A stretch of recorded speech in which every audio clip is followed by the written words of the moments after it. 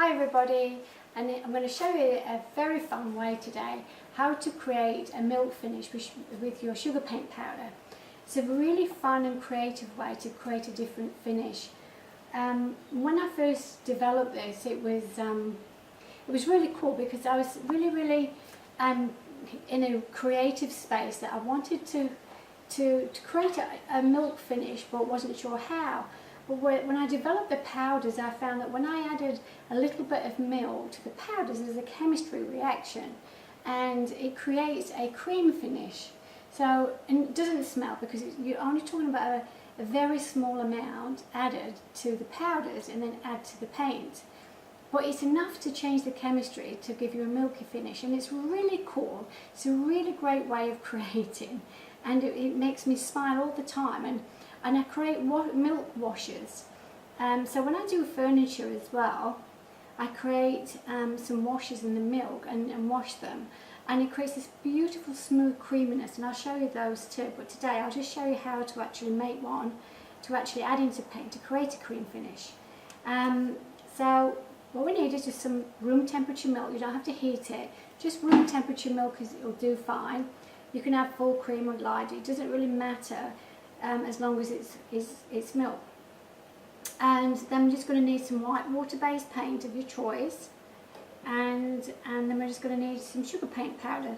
So we'll mix the powder first, and I think I will do just a little bit of pink here, pink passion, and then I'm just going to add a little bit. So it's just 1 teaspoon to 1 teaspoon. But with the milk ones, you can always find that if you want to add a little bit more milk to make it milky, you can do.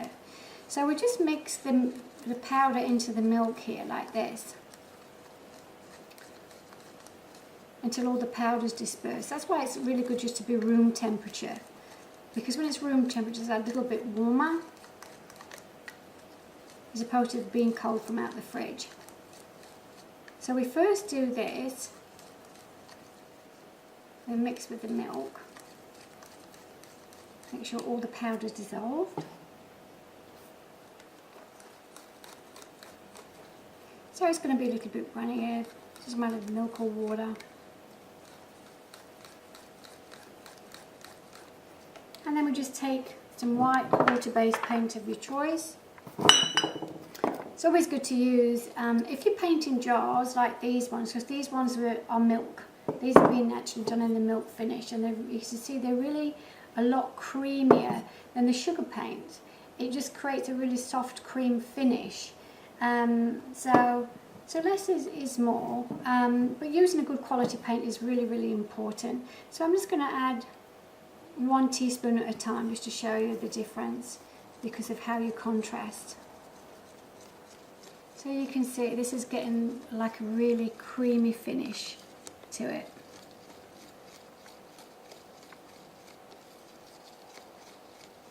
So I'll just show you how you can take it from the dark to the light shade. So a little really does go a long way.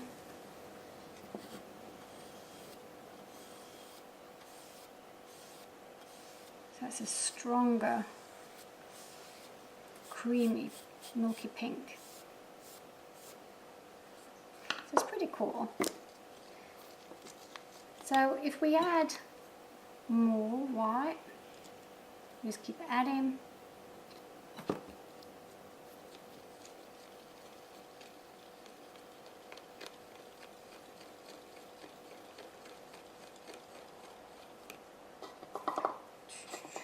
You see the difference in the tone.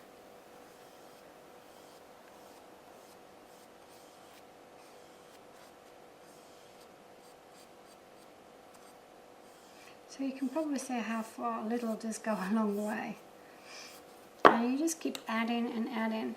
So they're being really super concentrated so that you don't need much. And I found that's how I wanted to develop it, so that a little does really just go a long way.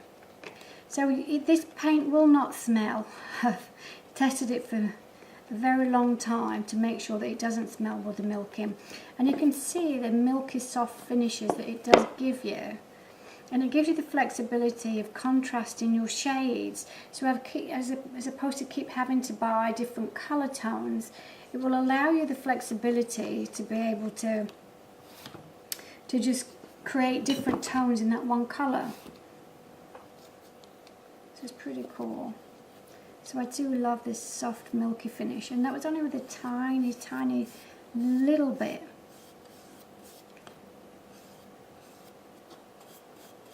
Of the powder in there. So I can take that back to as far as I want, but I'll show you what it'll look like on a jar. So when you're painting glass, always make sure that your glass is clean and it's dusted down, it's been cleaned, and there's no marks on it, there's no stickies or anything like that, and always just make sure it's clean first.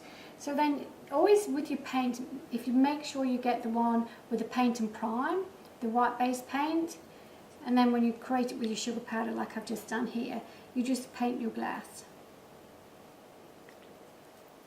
So it's going to take a few coats, obviously, with it being milky, but that's okay too. But it will give us that really soft, pretty, milky finish that we're looking for.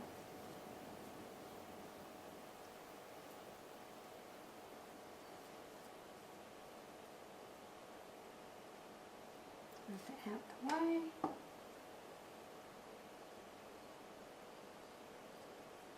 So with glass, you don't always have to do it in white first. You can just use it in your paint and prime. It's just on furniture I really love to put the primer on first.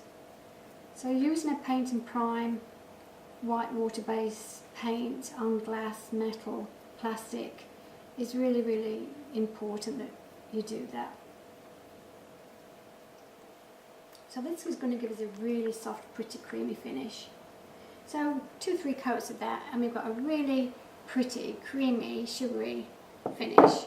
So that's just a really, really cool way of being able to create a milk finish.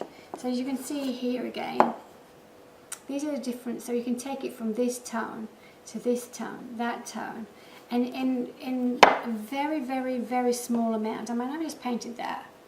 And okay, it needs probably another couple of coats, but what you'll find is that it just does go a very long way. And even if I put in, I still add more paint.